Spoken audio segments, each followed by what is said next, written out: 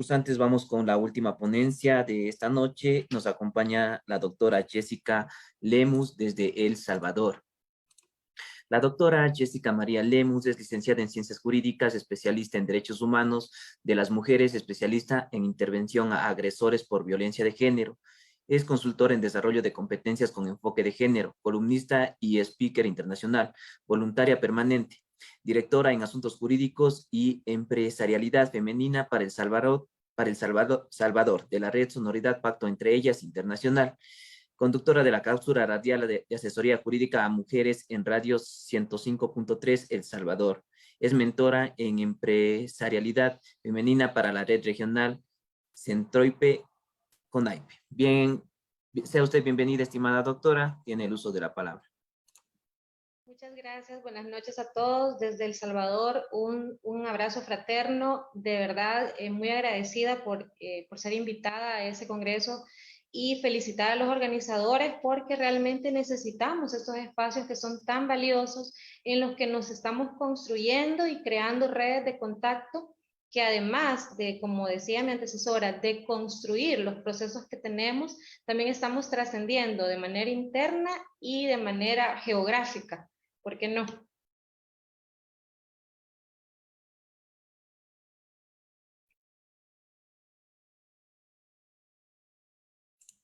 Se le silenció el micrófono, doctora.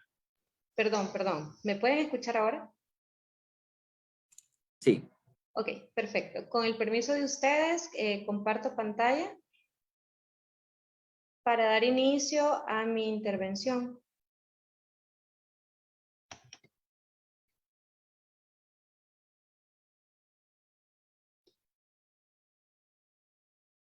Bueno, creo que ahí podemos verlo. Yo voy a hablarles un poco sobre el ciclo de la violencia intrafamiliar. Cuando hablamos de violencia en general, dependiendo de cualquier ámbito desde que se aborde, es un tema sumamente delicado que no puede ser tomado a la ligera. ¿Por qué vamos a hablar de esto? Aunque ya el tema lleva implícita la importancia, hablemos estadísticamente. 1 de cada 5 mujeres ha sufrido algún tipo de violencia en su vida, de acuerdo a la investigación que reflejó la Organización Mundial de la Salud para 2020, para el año 2000, perdón. Ahora, estas mujeres que han sufrido violencia tienen el 12%, 12 veces más probabilidades de cometer un suicidio por las secuelas que ese tipo de situaciones deja, es según la Organización Panamericana de la Salud para el mismo año. El 94% de las víctimas de violencia intrafamiliar son mujeres. Por eso yo he estado leyendo los comentarios que tenemos en el chat en vivo en Facebook y me dicen y comparten, la violencia realmente en el seno de la familia no va dirigida solo a la mujer, sin embargo, el 94% de las víctimas son mujeres. Por eso vale la pena orientar la discusión en ese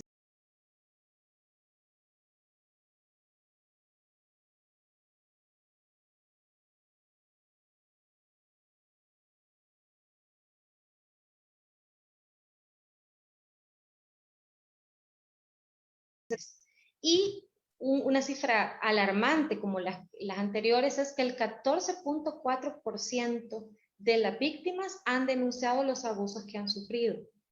Eso es lo complicado.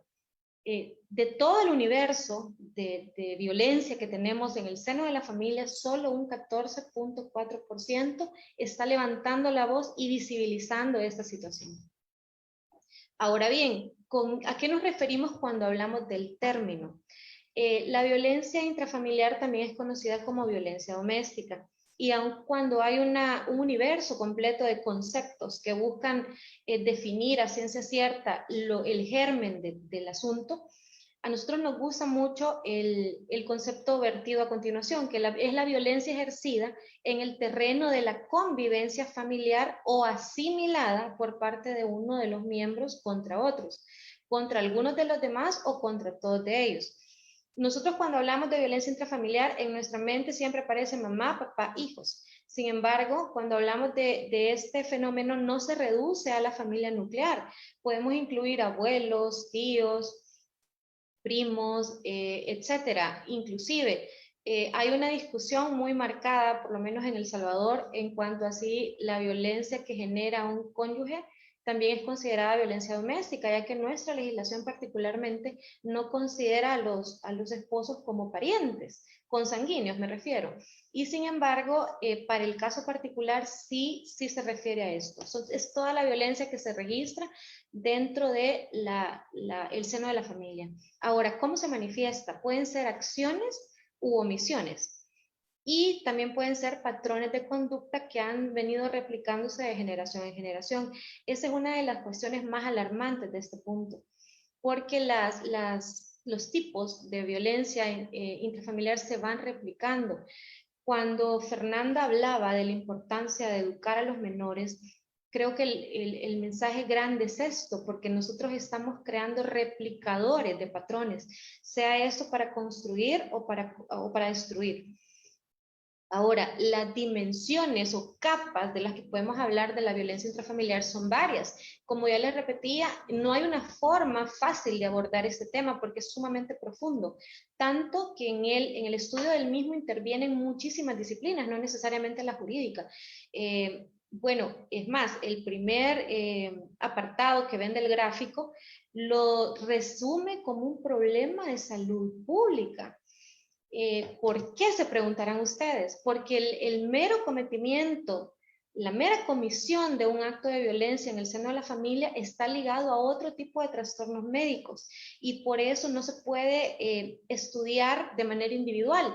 Por ejemplo, el alcoholismo, que ha sido catalogada como una enfermedad, se ha demostrado que es un detonante de actos violentos, no la causa per se. Sin embargo, uno de los detonantes que pone de manifiesto el problema. Cuando hablemos de las etapas del ciclo de violencia, entonces vamos a entender a qué me refiero. Luego, las enfermedades o desórdenes mentales también están ligados a los problemas del seno familiar. Ahora, eso tiene un alcance internacional. Eso podemos verlo reflejado, por ejemplo, en que el tema de la violencia intrafamiliar ha sido un eje prioritario de desarrollo y trabajo de organizaciones como la ONU, que desde 1995 está ejecutando acciones para combatir ese flagelo, y la OEA, que desde 1994 también retoma acciones con alcance internacional para poder bajar los índices de ese tipo de acciones. Muestra de la importancia y de la transnacionalización de este fenómeno es este mismo foro, porque aún cuando estamos reunidos personas de diferentes países, todos estamos conscientes que en nuestras áreas geográficas o territoriales estamos viviendo o estamos viendo de cerca ese tipo de fenómenos. Ahora, un problema social afecta la esfera privada del individuo, la parte personalísima de la persona que está viviendo, de las personas, porque al ser un problema familiar no se reduce a una persona. Por ejemplo, los conflictos entre padre y madre afectan directamente a los hijos, entonces ya no podemos reducirlo a una sola persona. Y luego esto se refleja en la vida social o pública de los individuos, lo cual ya pasa a un ámbito social. Y si es social, estamos diciendo que nos compete a todos tomar acciones para minimizar en lo que podamos o erradicarlo en el caso ideal. Ahora, un impacto directo en la primera infancia. Los menores son víctimas directas de este tipo de eventos. Volvemos al tema de los replicadores. Aun cuando el acto de violencia no vaya dirigido al menor, aunque la agresión física no la haya recibido el menor, sino uno de las personas que habitan en el núcleo familiar, ellos aprenden eso, lo interiorizan y esto viene a desembocar o a desencadenar un montón de traumas que en la vida adulta se manifiestan. Ahora, las secuelas de las que les hablo son vitalicias. ¿Habrá algún espíritu de poder erradicarlo? ¿Habrán esfuerzos por controlarlo? No es mi pericia general el área psicológica, sin embargo, muchas mediciones hechas en esa disciplina indican que las secuelas de una persona que ha vivido un tipo de violencia le acompañan durante toda la vida. Y eso puede ser, y vamos al último punto, como una oportunidad. Y ustedes me podrán decir, pero ¿cómo es posible que usted me esté diciendo o que me estés diciendo de que un problema tan grave como lo es la violencia intrafamiliar se viene a presentar como una oportunidad en la sociedad? Pues en ese punto yo soy bastante enfática en algo. Nosotros tenemos un problema que identificamos. Podemos hacer dos cosas con el problema. Obviarlo o alimentarlo, y la otra es darle una perspectiva asertiva, trabajar sobre él y transformar la realidad que tenemos sin olvidar todo el proceso que conlleva resolverlo. A eso nos referimos, que representa socialmente una oportunidad enorme de mejora, pero tenemos que abordarlo con conciencia definitivamente. Ahora, ¿cómo se manifiesta la violencia intrafamiliar? Ya Esmeralda hablaba muy puntualmente, muy enfocada en la violencia específicamente. Así que solo voy a hacer una pequeña mención porque eso es algo que ya nos explicó muy bien ella. La primera muestra, que creo que es la más común, es la violencia psicológica, que se refiere a todas las acciones que buscan controlar los comportamientos, las creencias o las decisiones por medio de la intimidación, la manipulación, la amenaza o la humillación de las personas que están conviviendo ahí. Personalmente considero que la violencia psicológica es una de las pandemias más grandes que estamos viviendo a nivel mundial, y sin embargo no se le está dando el debido control, o no le estamos prestando la atención necesaria. ¿Por qué? Porque como ya lo dijeron mis antecesoras, cuando nosotros identificamos un caso de violencia, y mi experiencia profesional lo puedo decir con propiedad, nos enfrentamos a un sistema totalmente indiferente a la realidad que pasa. Tú te acercas a los juzgados especializados de violencia contra la mujer o los juzgados de familia en El Salvador, y tú te encontrás de frente con un sistema que no está concientizado con las necesidades de la mujer. Y como decía Fernanda, si no te ven herida, si no te ven sangrando, con el ojo morado, no te creen que estás sufriendo un episodio de violencia, aun cuando esas secuelas se llevan dentro la vida completa, pero es que no estamos tomándole la debida importancia a ese tipo de violencia. Luego la violencia física, que es la que más es asimilada por el exterior, que son las acciones o comportamientos, inclusive las omisiones, que amenazan o laceran la integridad física de una persona. En El Salvador, y creo que en la mayoría de Latinoamérica, si no te ven gravemente herida, no estás ante un tipo de violencia física. Aun cuando sabemos que un tirón de cabello, un pellizco en la mano, un pequeño golpe, un toque inclusive a tu cuerpo, puede considerarse violencia física, porque es la afectación que te genera como persona.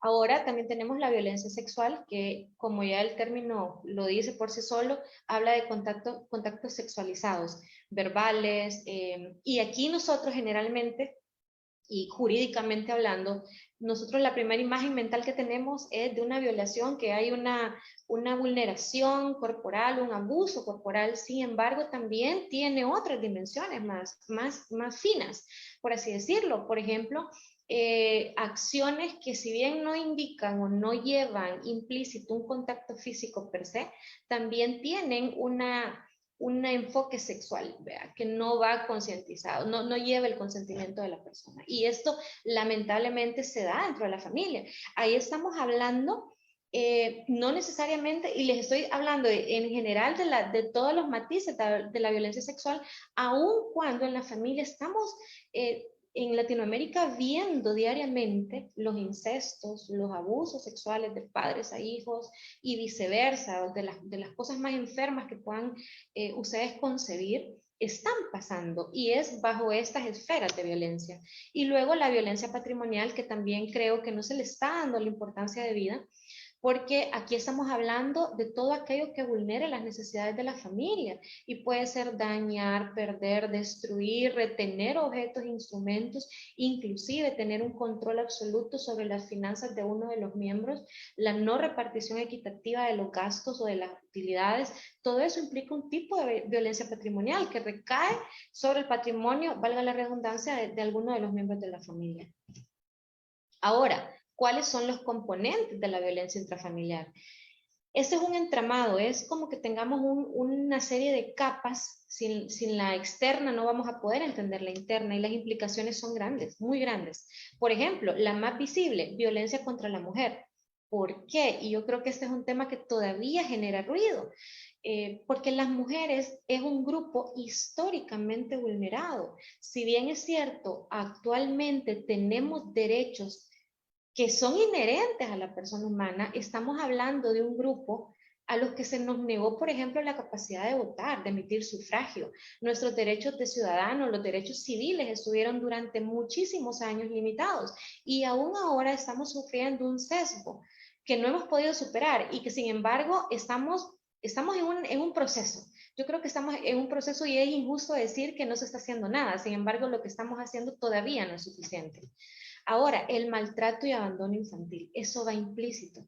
Yo he visto en tribunales de familia, por ejemplo, cuando están las familias ante un proceso de divorcio, cómo los hijos son usados como monedas de cambio. La palabra es fuerte y es dura, pero se ocupa a los hijos para negociar un montón de cosas.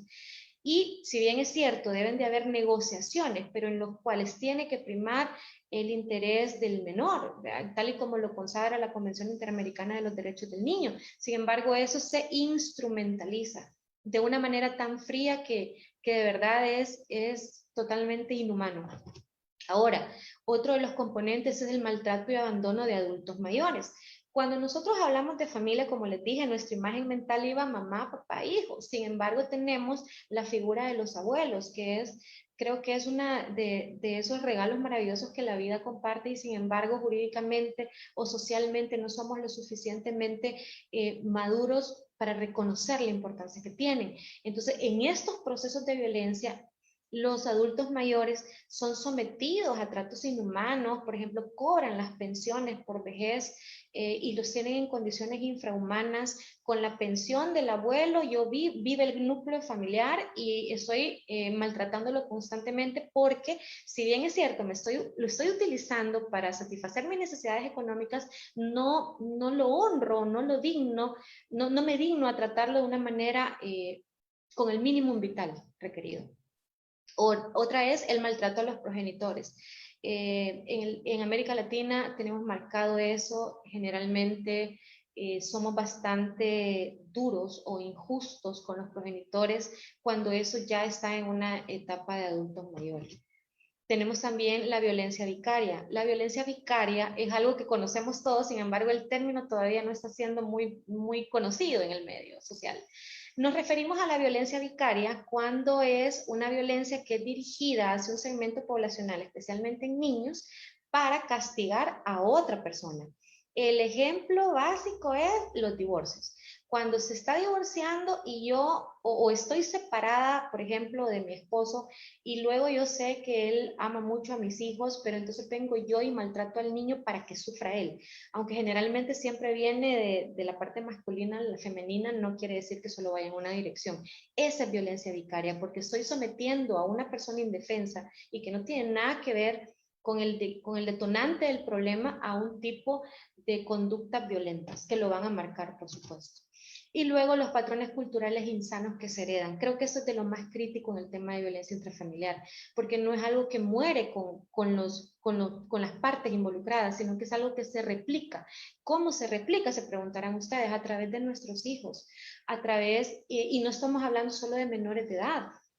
Hay casos también donde hay adultos, jóvenes, adolescentes que viven y interiorizan o canalizan de una manera incorrecta y es la única que pueden tener en ese momento tal vez porque están en medio de ese círculo de violencia y que detona en otro ciclo nuevo. Ellos siempre permanecen en el ciclo de violencia inicial y ellos están replicando paralelamente otro. ¿Por qué es tan complejo hablar de violencia intrafamiliar, como les comentaba al principio? Primero, porque hay factores tan delicados como la dependencia emocional y económica. Generalmente, aunque pasa en los hombres, pasa más en las mujeres. Nosotras creemos que dependemos y necesitamos a la contraparte para subsistir y esto nos viene a construir cadenas muchísimo más pesadas. Luego también están los estándares y las idealizaciones sociales. Tú dices que estás divorciada y tenés un estigma social, pero sí, en automático, porque la sociedad en general te manda o te dicta que tú tenés que construir una familia, tenés que perpetuar la familia, continuar con ella aún a costa de someterte a procesos de violencia perpetuos. Luego la normalización de las agresiones. El ciclo de una víctima, y nosotros somos súper duros al juzgar a una mujer o un hombre que está siendo víctima de violencia. Porque decimos, pero ¿cómo es que no te das cuenta que está pasando eso? ¿Cómo aguantaste tanto tiempo? Pero es porque nosotros estamos normalizando las agresiones. Está bien, quizás yo hice algo para que reaccionara de esa manera, aun cuando esto es totalmente injustificable.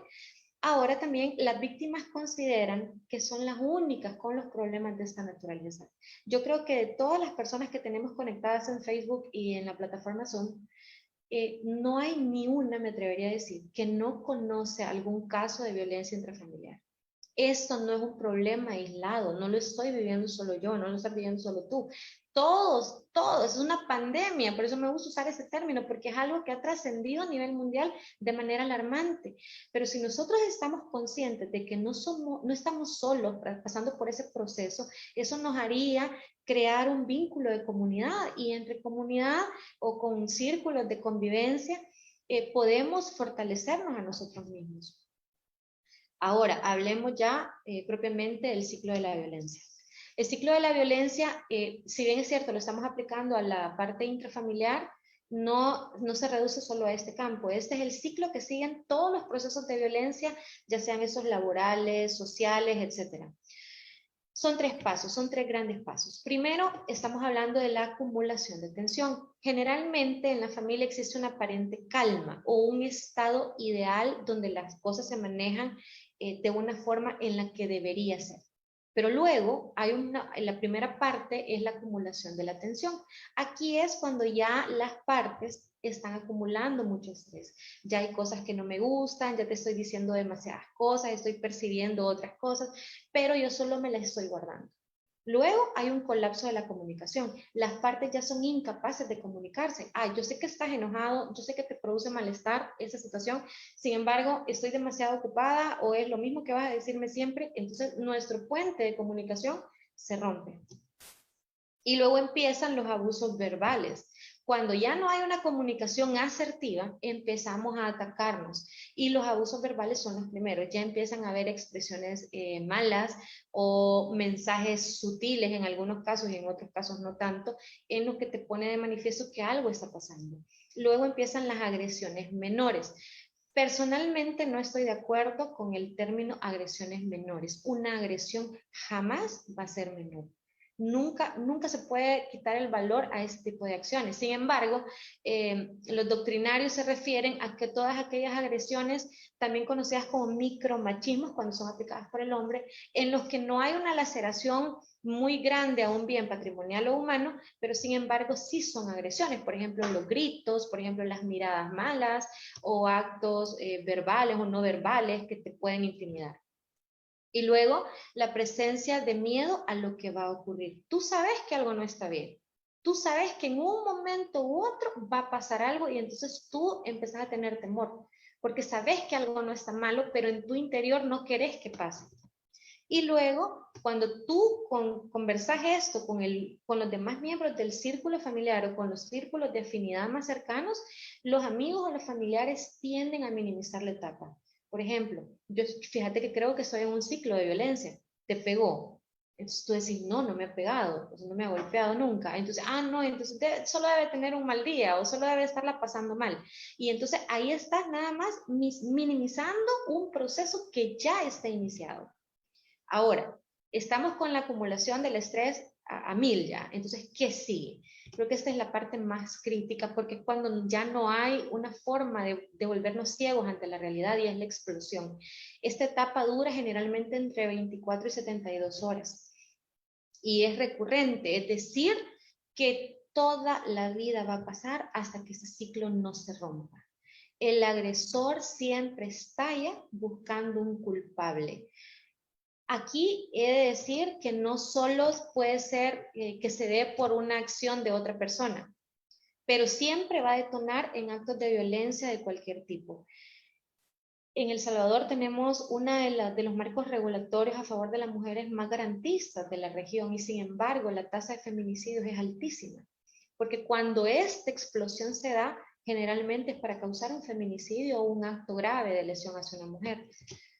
Ahora, puede ser desencadenado por factores ajenos a la víctima o porque nosotros podemos decir, cuando vemos una mujer golpeada o un problema de explosión dentro de la familia, es que algo tuvo que haber hecho. Entonces, cuando tú buscas tu red de apoyo, te dicen, ¿y qué hiciste? O sea, ¿qué estabas haciendo? ¿Por qué reaccionó de esa manera? Sin embargo, cuando tú tienes el cúmulo de estrés en una de las partes, cualquier factor externo puede detonarla. Mensajes de texto, una película, una canción, un pensamiento inclusive. Y en esa etapa, la víctima no busca solucionar el problema, lo que busca es su sobrevivencia, así de crítico. Cuando hay una explosión donde hay un acto de violencia físico, la mujer, en el caso de que hay mayor vulnerabilidad por las relaciones desiguales de poder, solo busca que no la maten. Pues empieza por instinto a cubrirse las partes vitales del cuerpo cuando son los hijos los que están en esa situación. Eso es lo que empezás a buscar, a sobrevivir, ni siquiera es a solucionar el problema porque la misma crisis no te permite hacerlo. Y luego tenemos la siguiente fase, que déjenme ver, se me acabó la máquina, ahí está, que es la calma o la luna de miel. Esta, si tuviste la suerte de que no te matara el agresor, vas a entrar al proceso de calma o luna de miel. Aquí ese proceso dura entre semanas o meses. No pasa de ahí. El abusador se muestra súper cariñoso, pide perdón, mira, fue un altercado, yo me salí de mis casillas, sin embargo, no va a volver a pasar, te lo prometo, yo te amo, te quiero, sin vos me muero. Y el abusador se muestra vulnerable. A mí me encanta el término chantaje emocional, porque eso es lo que se usa aquí, te chantajean emocionalmente, porque tú los ves tan vulnerables que empezás a sentir lástima por ellos y empezás a decir, sí, pues sí, tal vez solo fue un mal rato, sí, pero no es mala persona, no ha sido tan malo. Entonces tú empezás a justificar las acciones que detonaron la explosión, porque tú como víctima estás cansada. Entonces en el interior, aunque sepamos que es un ciclo vicioso, nosotros queremos creer que es verdad, que lo que nos están diciendo es cierto. Y la víctima manifiesta culpa, porque cuando tú tratas de justificarlo, empezás a decir, tal vez yo la regué, tal vez yo fallé, tal vez yo no soy buena, tal vez hay algo mal en mí, y empezamos a agarrar anclas emocionales y a construir escenarios que son nada más fantasía. Y entonces empezás a decir, no, pero tengo que hacer esto por mis hijos, porque no, porque somos la familia perfecta, no, porque en la iglesia me ven así. Y empezamos a buscar cualquier razón para mantenernos en ese mismo ciclo. Lo crudo y lo duro de esta realidad que es un patrón de escalada. Si en este ciclo a lo más que llegó fue a gritarte, yo te aseguro que en el próximo ciclo que estalle va a haber una agresión física. Y así va a ir escalando en intensidad, porque es imposible que este ciclo, porque es un patrón conductual, es algo bien serio, se rompa sin una intervención profesional. Ahora, ya también Esmeralda nos habló de esta herramienta maravillosa. Yo siempre creo que nosotros, todas las personas en general, tenemos que, además de tener nuestra red de apoyo, tener un kit de emergencia para romper ciclos, porque tú me puedes decir, ah, mira, qué problema tan duro, sí, qué mal que muchas personas lo están viviendo, pero eso no me va a pasar a mí. Pero eso no tenemos garantía alguna, porque no depende de nosotros, es un fenómeno social y por ende cualquiera de nosotros, si es que no estamos viviendo esos procesos, podemos potencialmente vivirlos, o nuestros hijos, o nuestros conocidos, nuestros familiares pueden llegar a vivirlos. Entonces, ¿qué hacemos para ayudarlos? El violentómetro es un indicador infalible. Fue creado creo que hace 10 años por una mujer que dijo, tiene que haber una forma de medir el tipo de abusos que hay. Entonces ya lo hablaba Esmeralda muy explicado, es básicamente y en lenguaje llano un semáforo para identificar la violencia. Yo siempre digo a las personas con las que tengo contacto directo en área de materia de género, váyanse a la primera. De verdad, si eso va a ir gradualmente creciendo, no importa si creas que es una buena persona, no importa que lo conozcas de toda la vida, eso va a ir creciendo si no hay una ayuda idónea profesional. Pero entonces, ¿qué hacemos? Vaya, tenemos el violentómetro. Yo ya me di cuenta en el violentómetro que estoy dentro de un ciclo de violencia, pero entonces, ¿qué tengo que hacer? El primer punto, la primera herramienta indispensable es contar con información clara. Por ejemplo, yo puedo tener todas las leyes más bonitas del mundo. Tengo la Convención de Belén do Pará, que ya la mencionaron por ahí, el Tratado de Beijing, tengo un montón de leyes internas e internacionales.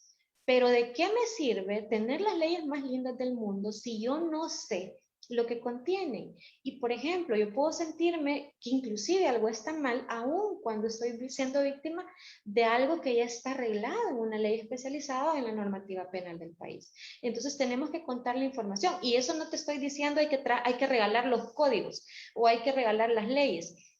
Es más una interpretación, es conocer y contar, no, mira, fíjate que nosotros como mujeres o como hijos o como hombres vulnerados tenemos esos derechos y podemos acudir a estas instancias. A eso nos referimos con contar con la información adecuada. Luego, el acompañamiento. Ya lo han dicho repetidas veces mis antecesoras, aquí no podemos juzgar, porque nadie puede, desde afuera es bien fácil emitir un juicio, sin embargo, cuando estás adentro, vivís el proceso de manera totalmente diferente, y lo que a ti externamente te puede parecer la verdad más clara del mundo, a mí me puede generar un conflicto que me impide ver a dónde voy a dirigir mi siguiente paso. Entonces las redes de acompañamiento son importantes. Una víctima de violencia no sigue en un ciclo de violencia porque quiere hacerse daño, o porque somos masoquistas, o porque nos gusta que nos traten mal, que son palabras hirientes que estamos repitiendo socialmente. Estamos dentro de los ciclos de violencia, están dentro de los ciclos de violencia porque son víctimas. Simple y sencillamente por eso, no es porque te guste que te peguen. Yo no conozco a alguien que en la realidad normal de la vida le gusta que lo maltraten. Entonces nosotros tenemos que ser, creo que más empático, creo que esa es la palabra de la noche para mí, empatía, poder canalizar, poder conectar mi corazón con tu corazón y lo que siente y ver cómo te puedo ayudar. Y luego, la última es buscar ayuda profesional. Hay casos en los que ya definitivamente es sabio reconocer, no puedo continuar esto yo solo, necesito ayuda profesional. Y no estamos hablando necesariamente de un abogado, porque nosotros somos bastante, en el gremio es juzgado por ser demasiado fríos. Aquí estamos hablando de disciplinas que consideran esto desde la perspectiva de género. Yo puedo hablar con un abogado mercantilista, un abogado laboralista, que si no está sensibilizado con el género, no va a tener una asesoría más allá de lo frío de la ley. Y así puede ser con un médico, con un psicólogo, con un trabajador social. Entonces tenemos que saber buscar que la ayuda profesional, aunque tenga toda la pericia técnica, también tenga la concientización, lo emocional que se necesita para un acompañamiento en un proceso tan doloroso como lo es los ciclos de violencia. Ahora yo termino mi ponencia con esta frase que me gustó mucho. Que es de la señora Davis, que dice, no estoy aceptando las cosas que no puedo cambiar, estoy cambiando las cosas que no puedo aceptar. Nosotros no podemos normalizar las etapas de violencia de género o de violencia en la familia. No, nos tenemos que rehusar a aceptarlo como normalidad, porque en la manera que nosotros estamos proyectándonos en contra de esa realidad, porque es una realidad social, también nos estamos volviendo partícipes de la solución. Les agradezco el tiempo y escucho sus preguntas. Bien, muchísimas gracias, estimada doctora, por habernos acompañado el día de hoy en el seminario y por su excelente ponencia. A continuación, vamos a dar paso a las preguntas. Las personas que están acá en la sala Zoom pueden alzar la mano para realizarles la pregunta a la doctora. Doctora, desde redes sociales, Irene Alvarado nos dice, estimada doctora, buenas noches, excelente ponencia. Mi pregunta, ¿cómo se debe proceder ante una violencia vicaria? Muchas gracias, gracias por la felicitación y una pregunta muy buena, gracias por realizarla. En el tipo de violencia vicaria generalmente no se genera, o cuando esta aparece no necesariamente lo hace, hay un marco ya de donde se está tratando otro tipo de violencia. En el caso puntual de nuestro ejemplo, que creo que es el que motiva la pregunta, estamos hablando de un proceso de divorcio, o en todo caso de reconsideración de la tutela o guarda de cuidado personal de los niños. En ese caso, se tiene que primero establecer y tener claridad que nosotros como víctimas alternas a la violencia vicaria, se está instrumentalizando al menor. Entonces, en ese caso, mi recomendación particular es que se invoquen las leyes especializadas de protección a los menores. En El Salvador, por ejemplo, la medida inmediata es una medida cautelar que se tiene que invocar. Esta, como ya también nos lo explicaban, se activa de manera inmediata al inicio del proceso. Eso se puede también activar en cualquier etapa, no necesariamente tenemos que llegar a las etapas finales o solo quedárnosla o plantearla en una demanda, sino que eso se tiene que invocar como una medida cautelar y posteriormente también invocar la legislación especializada en menores que en El Salvador está tutelada por el CONNA, así le llamamos a la institución. Bien, muchísimas gracias, estimada doctora. En el chat de Zoom, Ariana nos dice, desde una perspectiva personal de sistema de soporte, ¿cómo se puede ayudar a una persona que esté pasando por esta situación sin juzgar? Una pregunta muy difícil de responder, ¿eh? Porque cuando estamos hablando del tema emocional y psicológico, no hay una forma única de plantearlo. Sin embargo, desde mi perspectiva personal, creo que la mejor manera es poniéndote en los zapatos de la otra persona, que eso es la empatía. Nosotros como mujeres, históricamente, y como se los he repetido, hemos estado sometidas a un proceso de vulnerabilidad y de vulneración de derechos. Nosotros tenemos que fomentar en una víctima un tema importante, que eso es prioritario, y es la potenciar la autoestima de la víctima, porque cuando estás en ese momento, la autoestima está nula, o sea, no existe. ¿Cómo puedes potenciar la autoestima de una persona? A veces con un gesto tan simple como escuchar. El escuchar también implica que tú tenés que decir cosas duras de escuchar. Y cuando decís una verdad que es tan difícil de aceptarlo, tú solo puedes acompañar, pero acompañar no estoy hablando y no me refiero a un hecho pasivo, de una escucha pasiva, sino que es una conducción real hacia cuál es el camino de salida. Yo soy bien clara cuando hablo en el tema profesional a las personas que piden mi asesoría en este punto. Enfrentarse a un proceso que ponga fin a un ciclo de violencia nunca va a ser sencillo, nunca va a ser corto y nunca va a ser fácil. Entonces, dicho esto, lo único que podemos hacer es acompañarlo hasta la parte del acompañamiento y luego ceder ese espacio para que los profesionales intervengan y solucionen, porque es mentira, tenemos que tener también una red profesional de apoyo.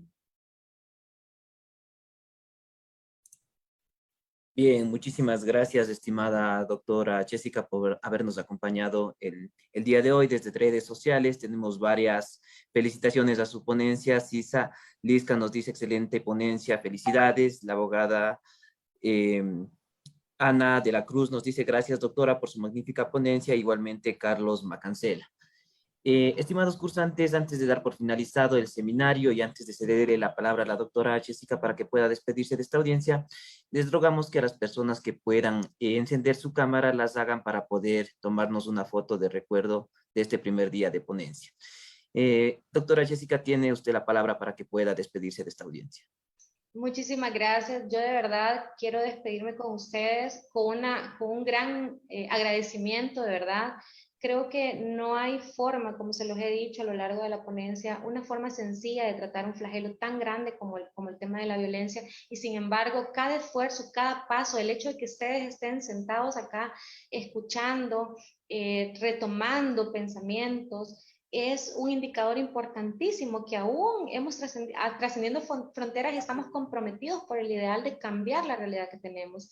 Mi mensaje es que no nos rindamos, que sigamos construyendo un mundo más justo, más bello y más bueno y que hagamos lo que nos corresponde desde nuestra parte. Estoy para servirles. Muchísimas gracias a los organizadores por el espacio y por la invitación.